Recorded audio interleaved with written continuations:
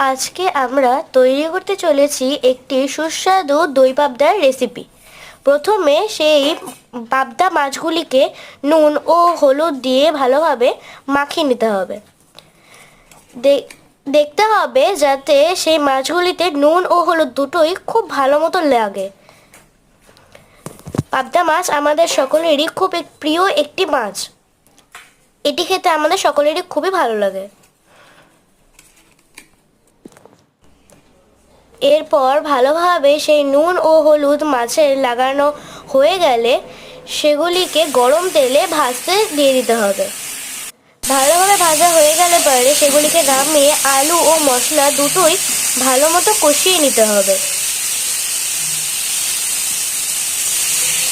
সেই কষানো মশলা ও আলুতে দই দিয়ে ভালোভাবে নাড়িয়ে ওই ঝোলের মধ্যেই সেই পাবদা মাছ ভাজাগুলিকে আবার দিয়ে দিতে হবে। এরপরেই তৈরি হয়ে যাবে আমাদের সুস্বাদু পাবদা মাছের রেসিপি। এটি গরম ভাতের সঙ্গে খেতে খুব ভালো লাগে।